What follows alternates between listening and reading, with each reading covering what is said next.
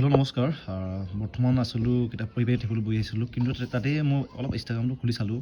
তাতে বহুতে মোক এনেকুৱা মেছেজ কৰিছে, আপোনালোকে হয়তো ইয়াতে দেখিব। দাদা আমাৰ ABUB APR নটিচখন SLPIB ৱেবছাইটৰ পৰা ডিলিট কৰি দিলে নেকি, কিবা গম পায় নেকি বুলি।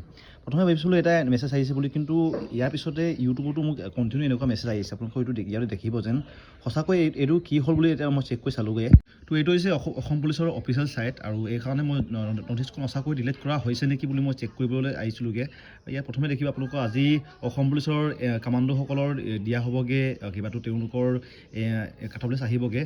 আৰু আগতে ইয়াতে আপোনালোকে এইটো দেখিব, এইটো হৈছে অসম পুলিচৰ ABUB APR সকলৰ নটিচখন ইয়াতে আছিলে। আগতে এই অপশ্যনতে আছিলে পৰীক্ষাটো পষ্টপন কৰা হৈছিল বুলি লিখা আছিলে, কিন্তু বৰ্তমান এই নটিচখন তেওঁলোকে ডিলিট কৰিলে। আৰু ইয়াৰ কাৰণে মোক বহুতে সুধিছে যেন দাদা কি ছেকেণ্ড লিষ্ট আহিব নেকি বুলি সুধিছে, লগতে পৰীক্ষাটো পষ্টপন হৈছে নেকি।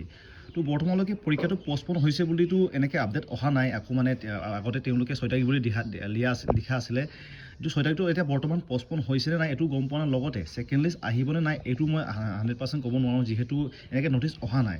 ইয়াতে নটিচটো দেখিব আপোনালোকে। আগতে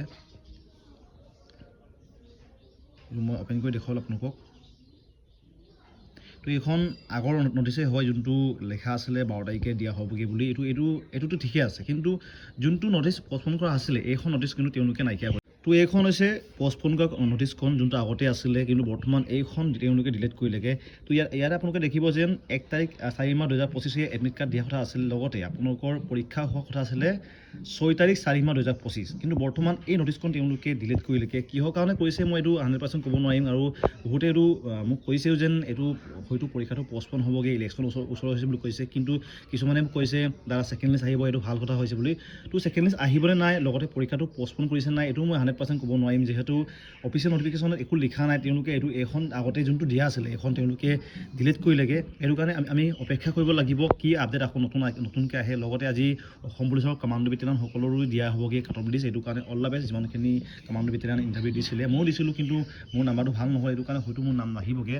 আৰু বৰ্তমান এই যদি নটিচখন ডিলিট কৰিলেগৈ, এইটো কাৰণে হয়তো ছেকেণ্ড লিষ্ট আহিবও পাৰে নাহিবও পাৰে, মই এইটো 100% ক'ব নোৱাৰিম, যিহেতু এইবিলাকৰ ক্ষেত্ৰত মাত কথাটো অলপ খেলিমেলি হয়। এইটো কাৰণে আমি এটা নেক্সট আপডেটৰ কাৰণে অপেক্ষা কৰিব লাগিব। বাকী ইমানখিনি ভিডিঅ' আছিলে। ছেকেণ্ড লিষ্ট আহিবনে নাই এইটো মই বৰ্তমান নকওঁ, যিহেতু বৰ্তমানলৈকে অফিচিয়েল নটিফিকেশ্যন দিয়া নাই। লগতে পৰীক্ষাটো পষ্টপন হৈছে বুলিও বৰ্তমানলৈকে নটিফিকেশ্যন অহা নাই। অলপ অপেক্ষা কৰক, হয়তো আকৌ নতুন আপডেট আহিব। লগতে আজি দিয়া হ'বগৈ অসম পুলিচ কামাণ্ডো বেটেলিয়ানসকলৰ তেওঁলোকৰ দিয়া হ'বগৈ কাটঅফ লিষ্ট। ইয়াতে আপোনালোকে চেকআউট কৰিব পাৰিব, ইয়াতে তলতে আহি যাব তেওঁলোকৰ লিংকটো। যেতিয়া আহে মই ভিডিঅ' এটা দি দিম। তো ভিডিঅ'টা সামৰিছোঁ, ধন্যবাদ থাকিল ইমানখিনি চোৱাৰ কাৰণে।